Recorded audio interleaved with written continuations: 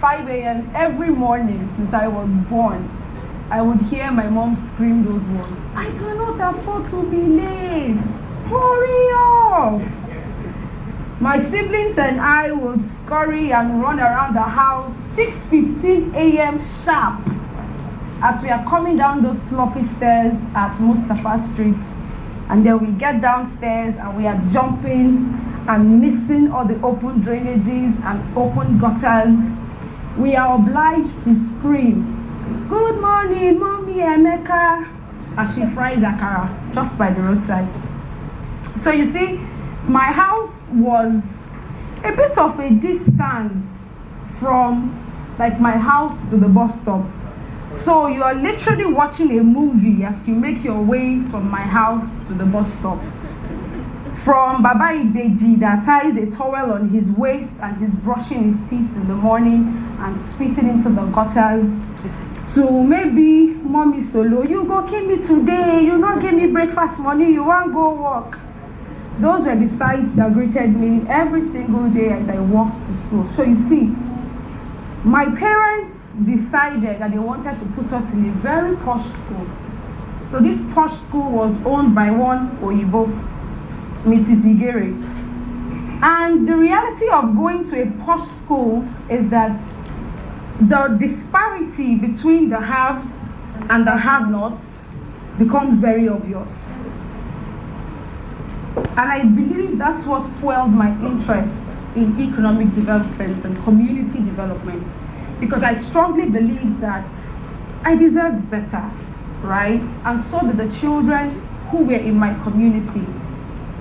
This was how I picked an interest in non-profit work. I didn't want to work in a bank. I wanted to work somewhere where there's no normal routine, where things can be spiced off, and I had an opportunity to do something different every day, as long as it was adding value to the lives of the people within the community that I served. Fast forward, a few years later, clicker doesn't work, my neighbor. Just like we predicted. Okay, Miss Bamidile, Bukola Bamiduro, sorry. So Bukola was, or is, a young lady just like myself. And she was focused on working with women like Mama Emeka who fries akara, right? And the work that she did or does or still do in the community is to enable or empower these women to make profits from the small businesses that they run. But the truth was, Bukola had done this consistently for so many years with the very little resources generated from the husband gives you money or your little income from your day-to-day job, and it was not enough.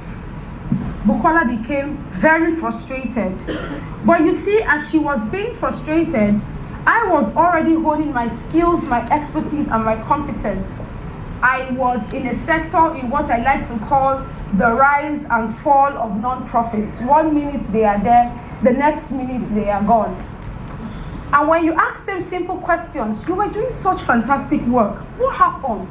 "Ah, ma, there is no money." The reasons they would give to me are things that I would say, "But this isn't rocket science. If you do 1 + 2 + 3, it gives you 5, I hope." And before you know what was going on, Bukola walked up to me and we sat with Bukola. And after lamenting, we took her through a process within the organization where we helped her gain clarity. Then we helped her design her marketing strategy, her financials. We taught her how to prepare grant documents. Finally, as God would have it, Bukola earned her first $300,000 from Coca-Cola Foundation. We were all ecstatic. Okay. We were all ecstatic and we were grateful for Bukola. Earning that money gave her an opportunity to continue to train women from across Nigeria, from Lagos to Ibadan to Port Harcourt to Kano. She made it her life's mission to ensure that women go from not being able to provide for their families to being able to at least send their children to school. This is the sort of work that I'm involved in. I hope it's not me and this clicker. But these are women like this that Bukola supports every day. She teaches them how to bake, how to grind or mill their own groundnut oil or red oil, how to make local soaps. And she has done this and impacted over 10,000 women, getting them out of poverty and ensuring that they are now in a better position to take care of their families. Bukola has gone on to win several awards that I'm extremely proud of, and to know that I played a very small role in helping her get to this point gives me fantastic joy. Just like Bukola, we also have David from Ghana. You see, David works in Ghana, and he was able to access $100,000 from the Lenovo Transform Me Grant program. And what does he do with that resources? He was able to help school children who didn't have access to education access STEM education. We also have Onyinye. Onyinye recently received the 2023 Princess Diana Awards for her remarkable contribution to community and society. Why am I sharing this story with you? It will shock you to know, or it may not shock you to know, that over 2 to 9 billion naira comes into the country every year. And that resources is supposed to be channeled towards social economic development for people like you and I in different sectors. But doesn't it surprise you that with all the millions and the billions and the multiple trillions that you read about every day, the average Mama Emeka still struggles to put food on her table? It would shock you to also know that less than 6% of the 32 SDGs are being achieved. What that means is we have about 21 of those SDGs that are yet to be accomplished. Like, we have not even scratched the surface. But every year, money is being pumped into a system. So, what do we do from this point on? At Donors for Africa Foundation, having trained over 8,000 non-profits in 30 African countries, helping about 500 of them to access as high as $30 million through the work we do at the foundation, I strongly believe that for Africa to experience any real change, it must, as a matter of urgency, increase investment in its people and the institutions that they lead. I strongly believe that. At Donors for Africa Foundation, people often ask us, what do?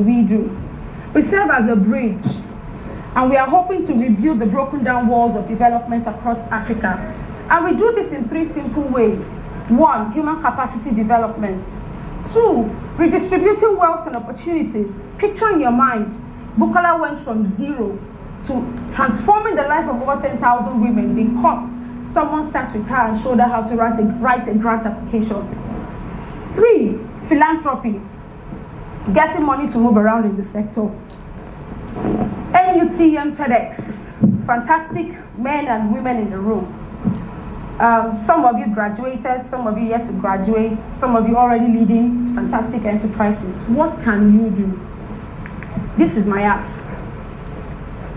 As you design your solutions, first off, I want you to consider solutions that invest in the human capital of the average Nigerian. It could be skills development, it could be TVET education. Whatever it is, let it be invested in the people. They say you should teach a man how to fish because forever and ever and ever he will know how to fend for him or herself. The second thing I would like to ask or recommend is that as you design your solutions, consider solutions that are data-driven. 80% of the stories and the statistics we quote in development is from the outside looking in. Nigeria, I choose to say, and I stand to be corrected, has no central data system that can tell you how many children have been impacted by education, how many children has this policy transformed. We don't have the data, we don't have the figures. So, it would be a fantastic idea if someone in this room would design a solution that would address the data issues that we are having in Nigeria, measure our impact, and track our successes. Finally, I want to end this story, or my presentation, with a very short story. So many years ago in a far, far, far away land, so they said, a particular non-profit decided that they wanted to transform the lives of the communities that they were going to visit. And as they got to that community, they said, oh my God, these women are suffering. Every day they carry liters of water on their head and they walk miles and miles and miles. Let us build them a well. And then they go to the middle of the village square and they build a fantastic well. And they come back 3 months later for monitoring and evaluation. And sadly, nobody is using the well. The women would still wake up every night or in the evenings and walk 1 mile to go and fetch water from the faraway tap or from the faraway stream. Eventually, they called a meeting. Why are you not using the wells that we have designed? And the women said to them, you built a well in the middle of town. Every day, after I spend hours in this house with my husband, he goes to the middle of town and he's sitting with his friend, drinking, hanging out. If I come there to fetch water, he will know that I came. He will calculate the time that I have left, and he'll be expecting dinner at a specific time. But if we go far away to fetch water, we go in groups. It helps us catch up on the latest gist. Who is getting married? Which person's child just got admission? It's a fantastic way to decompress for the day and spend time with just our friends, catching up as we go back and forth. What is the gist? When you eventually design your solutions, I want to ask you, do not design your solutions without taking into recognition the people who you are designing the solution for. Ensure that the beneficiaries are actually on the table as you co-create.